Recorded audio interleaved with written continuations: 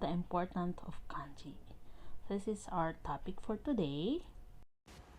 Hiragana and katakana is a phonetic letters indicate how to pronounce the word. Hiragana pronounce of the Japanese origin word.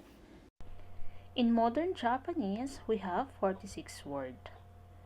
And in katakana, we have 45. Katakana indicates you to pronounce non-Japanese word. For example, pizza. It's come from English word. Pizza and the other word must be used in katakana. Sa madaling salita, ginamit ang katakana sa mga salitang banyaga like English, Tagalog words, French, Korea, and even Spanish. We have a lot of words that we adopt from other country. So, I use katakana to write my name, leofe, because it's come from Philippines. Or we can use hiragana in Japanese name because it's Japanese. For example, my friend name Mariko, and I write it in hiragana. The other function for katakana is sounds. Things or animals makes sound. For example, bang, and it's pronounced by katakana is batang, dong, at pag isulat ay ganito. The next example is animals make sound, meow, at pag isulat ay nyang for katakana. At ito ang mga function or gamit ng katakana at hiragana. Kaya kailangan natin itong matutunan pag nandito tayo sa Japan or gusto nating pumunta ng Japan. And the next is kanji. Kanji means the meaning of Japanese origin word. For example, this word, hashi. Hashi. Hashi. At pag tingnan mo siya, it's all the same hashi. But if you just look at by kanji, it's different meaning. Hashi means bridge. Hashi means chopstick. Hashi means age.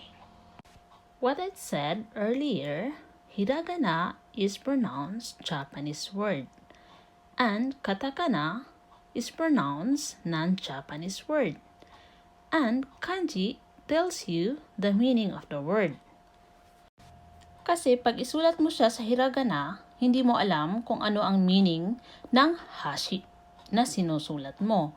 But pag isulat mo siya in kanji, alam mo ang meaning ng hashi na sinusulat mo. Chopstick ba siya? Or bridge ba siya? When I was in Japanese language school in first grade, I learned 555 kanji in 3 months.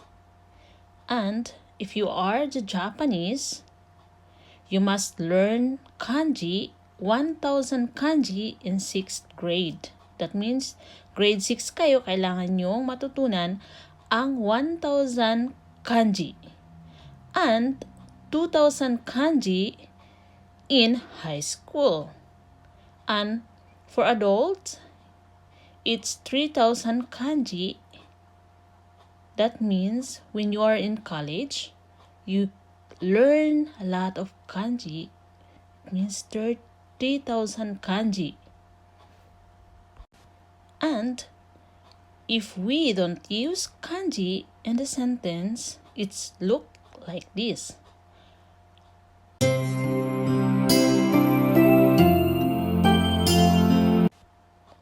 And if you read it, ha, ha, ha, はしでご飯を食べます。But if you put kanji on that sentence, it read like this. 母は箸でご飯を食べます。It means, my mother eats rice with chopsticks. And now I read one simple conversation in Japanese. すみません。このパンチ使ってもいいですか？そのパンチは壊れていますから、こちらのを使ってください。すいません。ありがとうございます。And now we learn how important katakana, hiragana, and also kanji. Thank you for watching, guys. And if you are new on my channel, don't forget to subscribe, like, and click the notification bell down there para po updated kayo sa mga bago kong videos. Thank you!